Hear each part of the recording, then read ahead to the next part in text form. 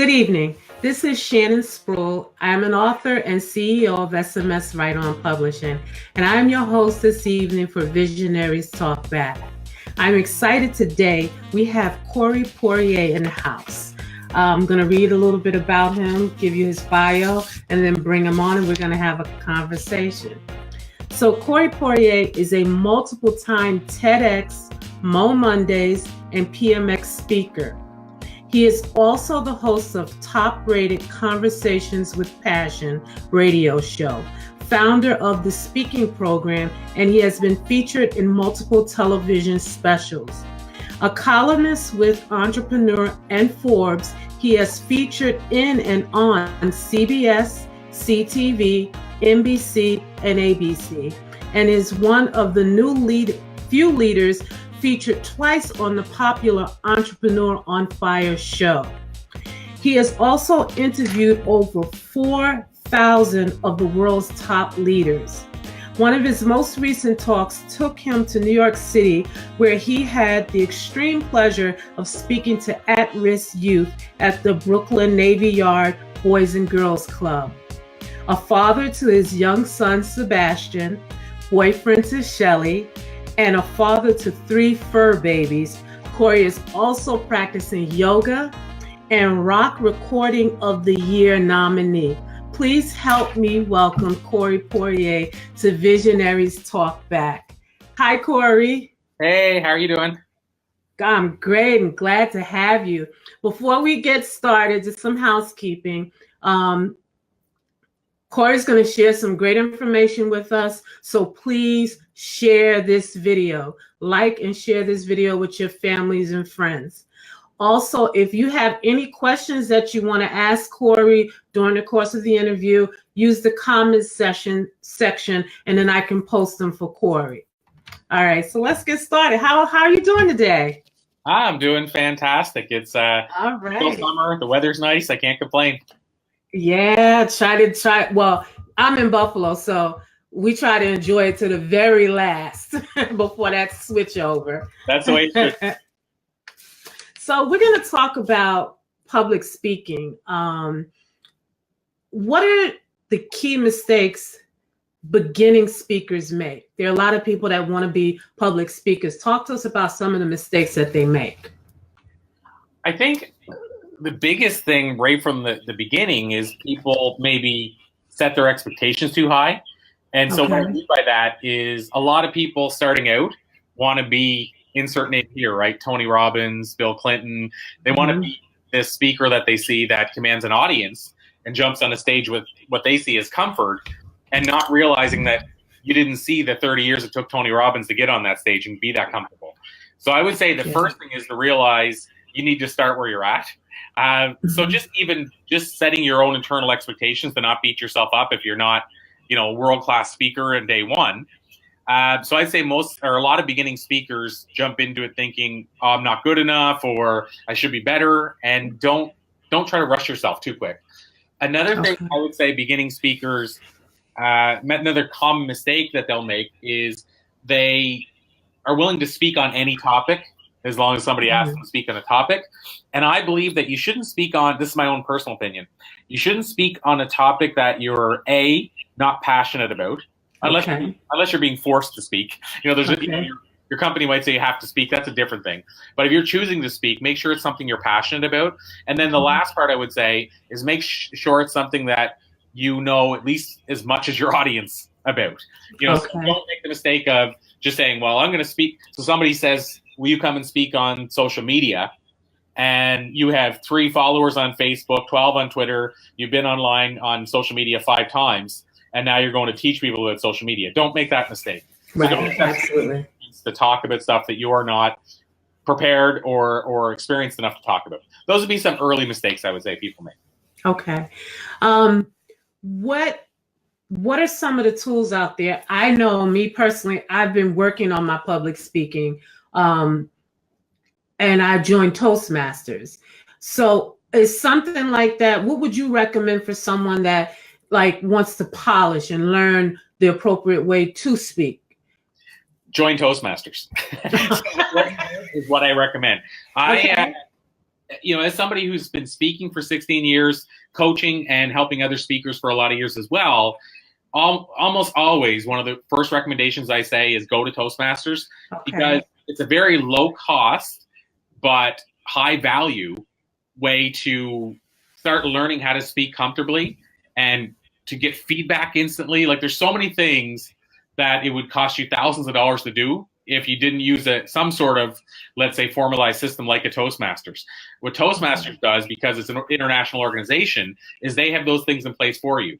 So they have somebody that'll tell you how you're doing on the grammar side when you're speaking. They have you, depending on the Toastmasters, they have a way probably to tell you you're speaking too long and to stop you from speaking. And so because of that, I would say that Toastmasters is my first recommendation.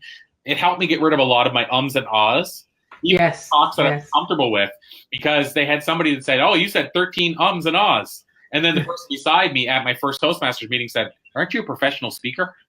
So all of a sudden, unconsciously, you want to beat those ums and ahs out of yourself right away. Right, absolutely. It makes you more conscious. So that's a long tangent to say Toastmasters is something I highly recommend, because it'll help a person, because it's a very formalized teaching way of teaching you, here's how long you should speak. If you have much time, how do you prepare for that? Here's how you speak impromptu. So if you don't have any notice and somebody says, here, talk about this pen for 2 minutes, it teaches you how to do that on your feet. It teaches you how to keep track in your head, not keep track like that you're studying it, but how to be more aware of, am I saying and ah too much, and all those kind of things. So there's so much you can get from Toastmasters for such a little investment. I'd be remiss not to add or say right away, Toastmasters is at the top of my list. And then there's lots of other ways. Like, you can form your own mastermind of other people that are starting speaking and learn from each other. You can record your early talks and then study them and say, what did I do right or wrong? And maybe sit with somebody you trust and ask them what you did right or wrong.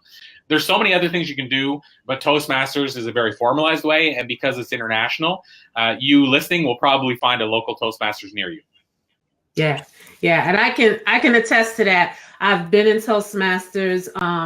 One group, I was in it for a couple of months because I had to switch time at work. I had to change, and my job now has a Toastmasters on site, and it has helped me a lot. It has really helped me polish my speaking, and like you said, I'm very conscious of the ums and the ahs when I'm talking now, whereas before it was just part of my speech. But thank you for that. What is the number one way to secure paid bookings? When they get into public speaking, their ultimate goal is to make money. So what are some of the ways to secure paid bookings? So paid bookings, I'll say it this way, a game changer for me. So it was probably still today, and started this way, one of the number one ways that I started securing more bookings, paid bookings, and continue to use it. It's something what's really cool is this strategy, whether you're brand new or whether you've been speaking for years, it works. And so what it is I have this crafted evaluation form that I put together. It took me years to put together. And one of the questions on the forms is, do you know of others who could benefit from a similar presentation? And can we contact them? So it's really just it's almost like a lead magnet. It's basically, it's a way that, and so I make sure that I get these out to everybody in the audience. And so if you're sitting there in the audience and you just watch me speak and you're filling out this form and it says, do you know of others who could bring me in to talk about a similar subject, and can we contact them? It reminds you, it starts making you think, okay, well, my company can't, but I used to work at the Gap and they need people to come in and talk about customer service. And so then it's kind of that last action item. So, and the other part about it is, if you're nervous going up to talk to the speaker, because some people are, it gives you an easy out, because you can just write it on the form and say, just reach out to me later. You can send me an email. And so you don't even have to go up and talk to the speaker. You can literally just fill it out in a form and basically send it up to the front, leave it on your table. And for me, as the speaker, it's generated more leads than almost anything else other than word of mouth, of course, and referrals. But it's a really good source because it reminds people while they're there on the spot, hey, we could bring this guy in. And so I'll actually show you, just to kind of back this up. Let me just see here. Okay, let's grab one, because I happen to have some of these because we were just going through them the other day. But like, this is my evaluation form. And one of the questions is, do you know of others who could benefit from a similar presentation? And their answer was yes. A management session on personality types. And so this person now I'll have to, this is a recent talk, I'll have to reach out to them. But the person themselves gave me their email and said, yes, we could benefit from something like that. Okay.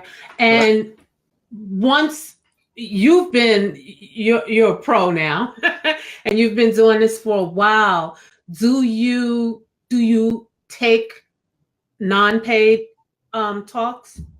It's a great question.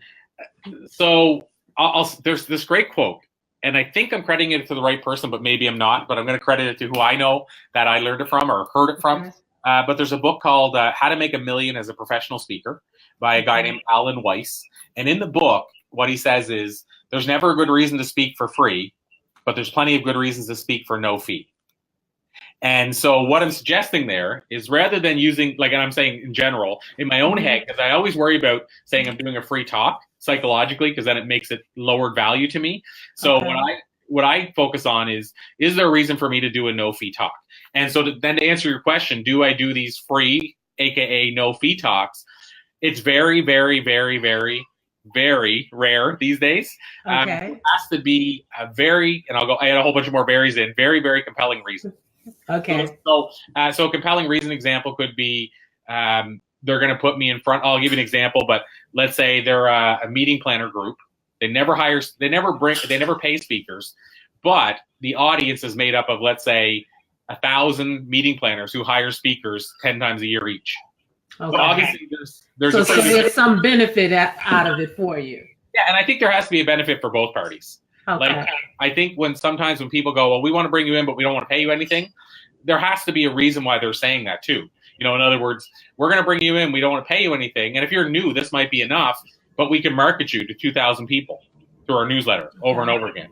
And if you're a brand new speaker, being able to say, oh, check out my talk at this association event, and then they're promoting you through their newsletter, and you can share that.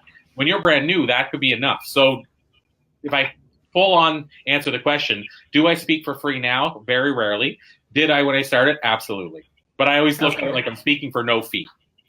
Okay, gotcha. Which is really the same thing. It's just that word for free we hear so often these days. I worry that if you think as a speaker, well, I'm just going to speak for free again this week, then it makes you devalue yourself and place that extra value on yourself. Gotcha. So me personally, one of my goals is to do a TEDx. They do TEDx here in Buffalo. And I want to perfect my speaking because that's one of my goals. Talk to me. Why should someone who's looking at a career in public speaking try to secure a TEDx talk? Yeah, it's a great question. So I've now, so at this point now, I was a big fan of the TED Talks, watching them. And you know, I still watch them regularly. They're among my favorite learning tools. And so I was a big fan from the jump. And then on top of that, I used the system, but it was a happy accident that actually secured me my first TEDx talk. And then after that, I started testing the system. And so what happened was I created the system around how to secure TEDx talks, and I've done 3 now. So why I say this is just mainly to say I studied this so much because I wanted to see, was there a big value in doing TEDx talks, and what was that value? And by studying TEDx talks, I also ended up interviewing TEDx speakers. And so by doing that, I was able to see what was the value for each of these people. And so why should you bother, which is your question, why you should bother is because what I've seen is that they'll open doors, doing a TEDx talk, it'll open doors that you'll find hard to get open almost any other way. And secondly, and this is really big as well, it'll build credibility for you like few other things will. And then I guess if I add a third in, it'll allow you to impact people in a way that few other, let's say, branded talks or events will let you impact people. So people watching a TEDx event come to learn in a specific way. So it'll allow you to reach people and maybe get them to spread your idea. And then if I'm going backwards now, so that's, you know, the third one. The credibility side is that, you know, whenever I have people that are doing my bio, they'll say, okay, well, I got your bio here. So is there parts I should leave out or add in? But they always say, okay, so I'll say the TEDx part, and then what else should I add in? So in their mind, the TEDx part's a mandatory because it's a credibility instantly. Okay. So they almost think of it, I guess, like an actor going, I got nominated for Academy Award or whatever that equivalent is. And Right. then, like I said, and then the other side is it'll open doors. So if you want, I've had publishers reach out to me about publishing a book because of my TEDx talk. And so it'll open doors, getting interviews. I've had interviews with really big names. And when I go to do the interview, they're like, oh, I loved your TEDx talk. So that told me they saw the TEDx talk and they went out of their way to watch it. And this is somebody that, maybe takes you months to reach them just for an interview. So that would be my 3 kind of core reasons as to why I say you need to do a TEDx talk if it's within you to do a TEDx talk. Okay. All right. How can you leverage speaking to grow a business, a brand, or vice versa? So just to give you an example, I'm an author. Yes. And how can I use speaking to help me build my brand as an author? So there's many ways. So just inherently by speaking, if you're talking about your brand or associating your brand with your talks, automatically it's going to do the work for you. So it's going to start building your brand because you're out there speaking anyway. But what you can do, if you want to directly do it, you can actually, if you want to do this separate from speaking, so you could be speaking because clients are bringing you in, let's say, to speak on whatever it might be. Let's say bullying or abuse or something, or customer service, whatever that looks like. You can be doing those talks separate from this. But what I did early on is I was doing talks that I spoke on, like leadership and what have you. But then I also ran branded, we'll call them seminars or speakers boot camps. And it was sponsored by my newspaper that I had at the time. So it was an actual publication that I had, similar to Success Magazine. And it was what branded my talks. So I'd bring in these other speakers. I wasn't really the key speaker. I'd bring in other speakers. And it would be the Island Business News, which was the name of the publication, annual, let's say, speakers boot camp. Okay. So what happened was I would be there talking every time as the founder of Island Business News. And what happened is while you're marketing the event, while people are at the event, they're seeing the name over and over again. And so I tested it. So the first of the year when I started doing this, I asked, how many people in the room here have heard of Island Business News before today? And it was a brand new publication. And so in a room of, let's say, 100 people, I had like a scatter of hands, like 8 hands. And then at the end of the year, I said, how many people have heard of Island Business News? And I said, I added in before you heard about this event. So separate from this event, how many people have heard of Island Business News? And it was almost every hand in the room. So say like 90 versus 8. And so that was it. Within 1 year, what I was doing is I was running these public seminars, which was really cool is I was getting paid to run the event. People were buying tickets to the event. I had other speakers that were promoting the event. And at the very same time, it was building my brand. Okay. So what you can do is you can run public events that are tied to your brand. That's one thing. And then the second option is if you're doing talks, let's say around, let's say customer service, and let's say your brand is, I'm trying to think of an example, but let's say your brand is about a certain product, like let's say book. I'll use that. Let's use books since we're talking publishing. Okay. So it could be about a book and you could be a publisher. And so you're going in and let's say you've only published maybe 2 books and you're just starting for other authors. So you go in and do your talk on customer service. But what you do is you say, here's what we do at our publishing office to create customer experiences for our customers. So what you're doing then is they're hiring you to come in and talk about customer service, or maybe you're coming in for no fee, doesn't matter. But then you basically make sure your talk is around what you guys do as an organization. Just make sure it's not a sales pitch. But as long as you find a way to tie your message around the brand, that's the second way that you can grow your brand through talks. And your brand. Okay. Who inspires you in your speaking? In my speaking, you know what? So because I'm a big fan of TEDx talks, I would say every time I see a TEDx talk or a TED talk where somebody brings a new idea to me that I never considered before, they inspire me. So it's kind of a moving, let's say, target. It's not always the same person. But I will say early on, Tony Robbins was the first speaker that I saw that I kind of went, wow, I'd like to do that. Whatever he's doing, I'd like to do that. Okay. And so I have to say he was the initial one, but now it's a moving target. It's different people at different times. Okay. Now with the TEDx, you have to have an idea. You're presenting an idea. Am I correct? So how do you divide your time between delivering those ideas and creating those ideas? So for me, I mean, so some people will only have one idea and they share that idea over and over again at, maybe 50 talks at 50 different events or 50 cities, using 50 of the same talks every year. So there's speakers that for 20 years have been sharing the same talk. So for them, they don't have to divide it at all because they created the talk whenever they did originally, and all they do now is maybe at the most adjust it slightly. Then you have other speakers who customize it a bit more during every event.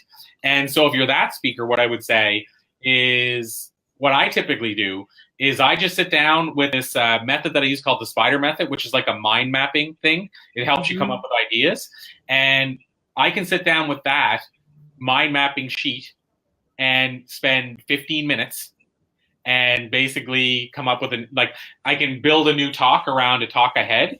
So I'm basically adjusting it. I'm adding new stories in. I'm kind of doing it from scratch, but built around a talk I already had. I could probably do that in 15 minutes. If it's a brand new talk from scratch, it might take me an hour.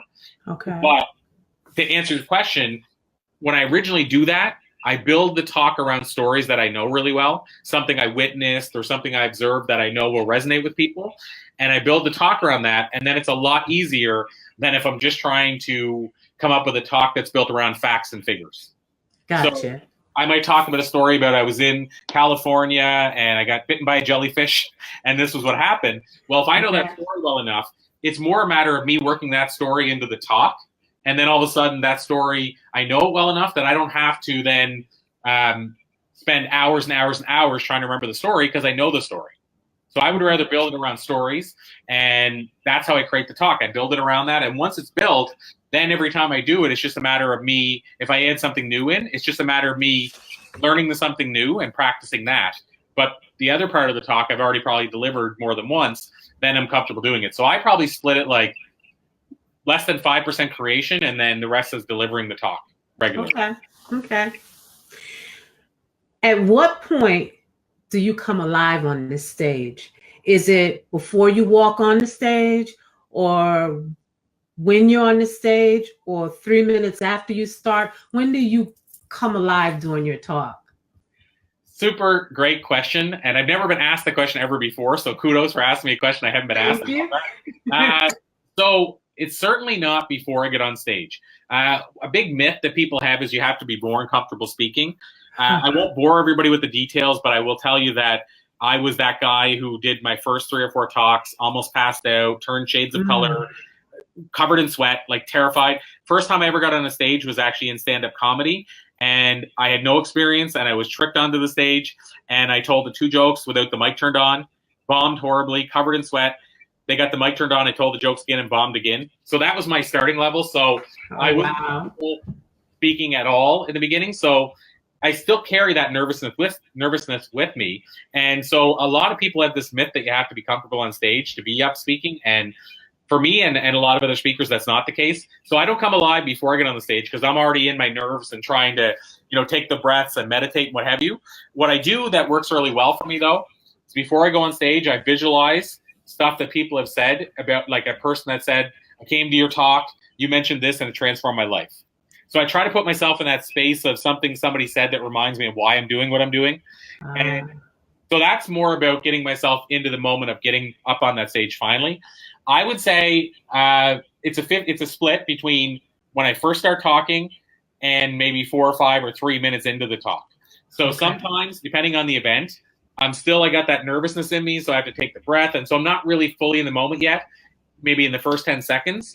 But then by 3 or 4 minutes, I am. So I would say I lean a little more towards, as I've started to talk, 3 or 4 minutes or more in. And then second, probably most times that I come alive is when I first start speaking, but it's more again often that I'm already into the talk. And then the least amount of time I come alive would be before I've gotten onto the stage. Okay. All right.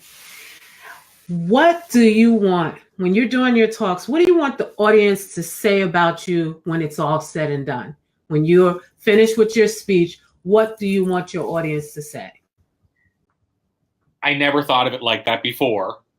And this, like they're saying it maybe to the person sitting next to them. I never thought about what he said before like that. And I also am so glad he told me how I could actually do something with that.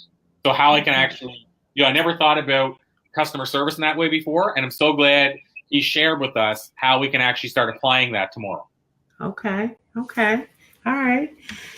All right. I'm going to close out with this question.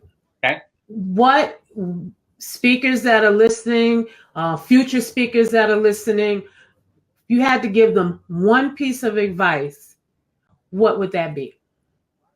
This is a tough one, and I don't want to, I'm willing to share, I'm happy to share a second one to follow up on this because I know we talked about this before, or you could be okay with this one piece of advice. If you are, that's cool too. But I would say, and I said this at the beginning, make sure what you're speaking about is something that you're actually passionate about. Okay. So your heart has to be singing when you're talking about it for the audience to say, wow, I'm totally blown away. This person, they're so infectious because they have so much energy around this idea. Or, wow, you sold me because you're so excited about it yourself. That early talks I mentioned, one of the talks I said at the end, what did I talk about? Because people seem to be so happy about it. And they said, people were saying, I don't know, but you were so excited about it. You got me excited about it. And so what I'll say is if you're passionate enough about what you're talking about, people will forgive the stuff that they won't forgive if you're not passionate enough. Gotcha.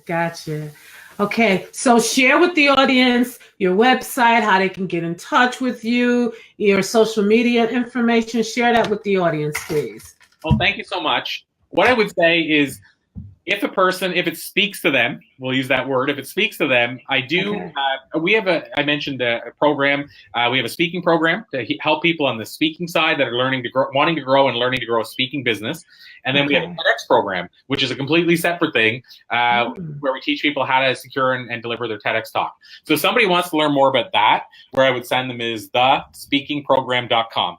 So it's an easy website, thespeakingprogram.com. If you go there and opt in, what happens is you get a free video training. I think it's an interview that I did with Tom Ziegler, the son of Zig Ziglar. And then in about 2 weeks' time, depending when people are listening, but I know where we're live, it'll probably be in the near future, or now. So if you don't check it out now, within about a week and a half, we're going to be putting out free training. We do that every time before we launch the program. So even if you never jump into the program, you can still jump in and get the free training. So if you want to learn more about that, thespeakingprogram.com. If the other side of the fence, if they want to connect with me, if they want to follow me on social media, all those kind of things, I would send them to thatspeakerguy.com. So also an easy one, thatspeakerguy.com. If you go there, you can watch my TED Talks, TEDx Talks. You can read some of my articles for various different places like Forbes or whatever that I write for. So you can learn a lot of stuff on that site, but it also has various social media links for me. So you can meet me on LinkedIn or Twitter or Facebook or whatever one you like. So that's where you'd find thatspeakerguy.com. Okay. And I posted the link up so people can see it. Corey, thank you. A lot of times I bring on guests to share information with the audience and I learn things, but this was special to me because I am developing myself as a speaker. So a lot of great tips, a lot of useful information. I'm going to check out your site and check out some of your stuff. It's been a pleasure talking with you. Well, thank you so much. And I'll add in one other thing too, since we're going down that path right now. The free video training, jump on that for sure once it comes out. I always, the thing, we put in basically hours and hours into this training, and it's based on 16 years of me falling down trenches and manholes and trying to help you not fall down the same ones. So jump on that when it comes out. But the other thing too is we just released a new book called The Book of Public Speaking. You can probably tell I got this common theme, right? The Speaking Program, the Book of Public Speaking. The guy who wrote the book on it. But the point is that's on Amazon. We just missed the free timeline, so it was available for free for 5 days. But Amazon will only let you offer a Kindle book for 5 days for free. But here's the cool news. I want to still keep it as low as I can. So right now it's just 99 cents. If you if you go on somewhere else like .ca, like Canada, it might be $1 something. But basically, for somebody that is looking to grow their speaking business and get better, what have you, grab the book for 99 cents and go get our free training. And, then if it speaks to you at some point, if you decide, hey, I want to jump into the program and have more guidance by this guy, that's awesome. But even if it doesn't, or even if it's not feasible at the time, you're still getting a book for less than $1 and free video training. And once again, what's the name of the book? Oh, sorry, it's called The Book of Public Speaking. Of public speaking. Okay. I'll Yeah, just so post that up there. Yeah, if you go to Amazon.com or .ca or dot whatever for Australia, I think it's .aus. But if you go to those websites, just type in my name, and I think even if you get going close to right, but Corey Poirier, it'll be one of the first two that come up. Okay, great. Thank you so much for sharing with us. I hope that you come back again in the future. When I'm a great speaker, we can share information Awesome. and compare notes. Yeah, for sure. But you know what? I'm excited to watch your journey, and it'll be cool to see your talks. And you never know, you might already be crushing it and just not realize it. So. Well, I'm working at it, definitely. Thank you so much, Corey, and you have a blessed evening, okay? My pleasure. All right. Thank you. Guys, I hope that you really enjoyed that talk. Corey left us with some phenomenal information, and I was really glad to have him today. If there's anything, I'm asking now, if there's anything that you would like, any subject that you'd like to see in the future that I bring guests on, please drop me a line. My email is author Shannon Sproul, and Sproul is spelled S-P as in Paul, R-U-I-L-L @gmail.com. Author Shannon Sproul @gmail.com. As always, it's been a pleasure, and God bless and have a wonderful evening.